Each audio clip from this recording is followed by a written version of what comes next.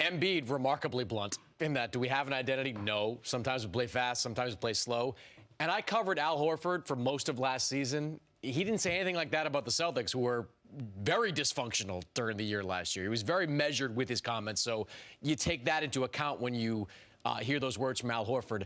This is a team that I think still has the ability to get it together because of how they defend. They can put together maybe the best defensive team in the conference, can put a chokehold on people on that end of the floor. But they have no identity whatsoever offensively. Now, and they're not going to. But I don't disagree with you, but the hope is that the guys they acquired, Alec Burks, Glenn Robinson, who played okay in Golden State. Both these guys are pretty good perimeter shooters. Maybe they can solve some of their problems. But you have to look at it and say, all right, whose spot in the rotation are those guys taking? Are they going to play instead of Josh Richardson? Are you going to get Tybalt's minutes? Because he's a good defender, too.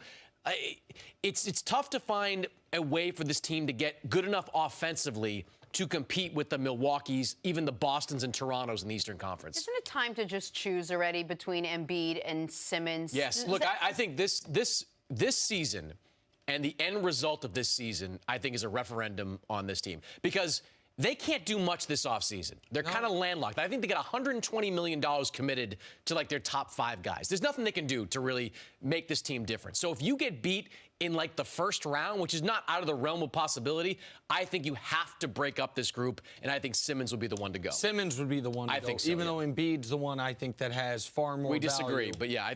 No. We don't disagree on that, right? That Embiid has more value is on the trade market. Yeah.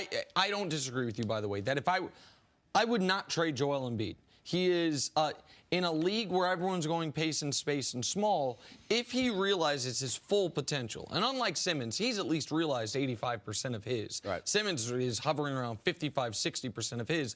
If he realizes that final 15%, he can be a league MVP. And for 90% of your games, the other team has nobody to match up with him. Nobody. There's only a few teams that have somebody that could even passably match up against him. The reason I mentioned the Embiid-Harden thing is it's just 2 of your best 8 players in basketball, both of whose teams might be like, you know what I mean? How can we get fair value and how can we switch things up? But to the bigger picture here, there's one name you didn't mention that I think should be mentioned, and it's Brett Brown.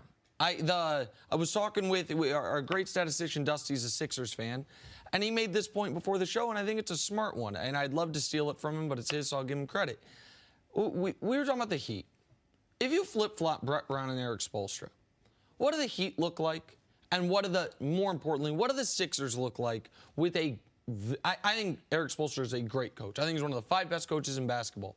Brett did an awesome job through the process, navigating through it, not have it wear him down mentally, keeping the players, when they weren't really even trying to win games, engaged. A survivor.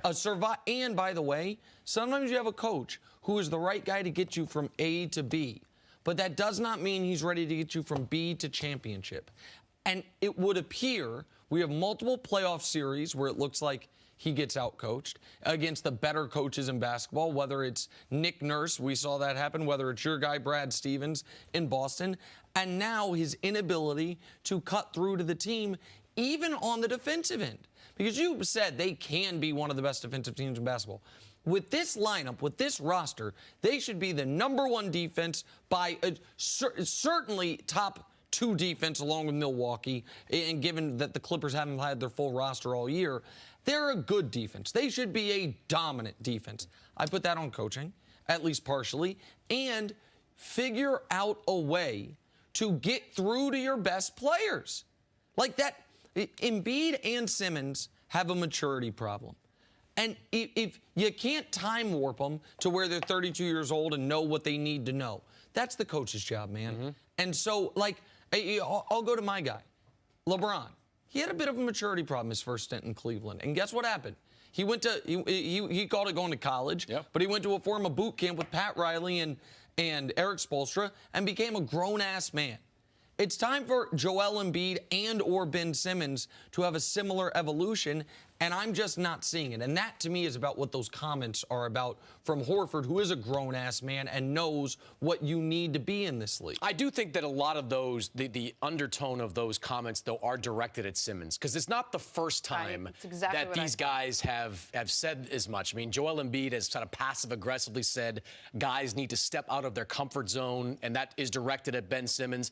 Brett Brown and Elton Brand have come out and said, please shoot, Ben, please. If you don't shoot in the regular season, we're not going to be successful in the playoffs. So I think that's a big issue.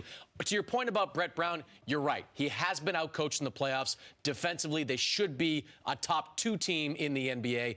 But at some point offensively, you've got to look at what the groceries are here. Like, you lose J.J. Redick in the offseason, the number 2 3-point shooter in the league, and don't replace him with anyone outside of Matthias Thybulle, a rookie, a defensive-minded player. What are you going to do? Ben Simmons still won't shoot. What are you going to do? Josh Richardson, not a great perimeter shooter. What are you going to do? They just don't have the pieces to be a good perimeter shooting team. I don't care how good you are defensively. You're not a championship team if you can't make shots from the three-point line. But yet, despite this, we had high expectations for the Sixers coming into this season. You bring in Al Horford, who's supposed to be that veteran voice in the locker room and kind of calm things down.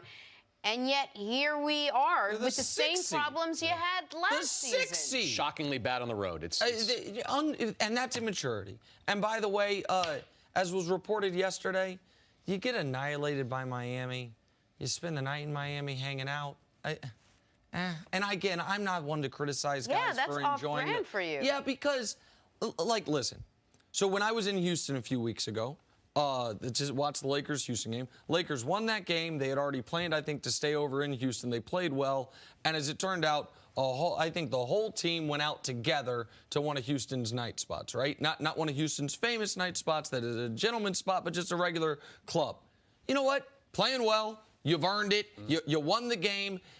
When you're the Sixers and you haven't had a good road trip all year, pre-planning, hey, guys, after the game, a party in Miami, it's just bad optics, to say the least, and it might speak to, I think, part of Horford's frustration. Because I don't think, maybe I'm wrong, I don't think Al Horford's out there, you know what I mean? Out there partying in Miami. And so it's just a lot of things with the Sixers team.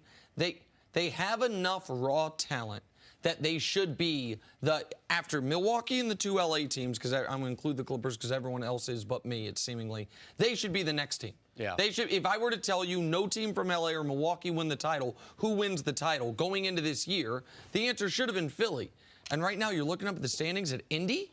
At Indy? One thing I would just say quickly is that the Sixers season ended on a basketball bouncing like 4 times on the rim from Kawhi Leonard. That ball bounces a different way. Maybe the Sixers are in the finals. And because of that, they broke up that team. They let Jimmy Butler walk. They let J.J. Redick walk. They brought in Al Horford ostensibly to compete with Milwaukee because of their size. That's something I think that Elton Brand and the front office has to answer for. They broke up a good team based on a bouncing ball on the rim that would have cost them the game. Sliding doors.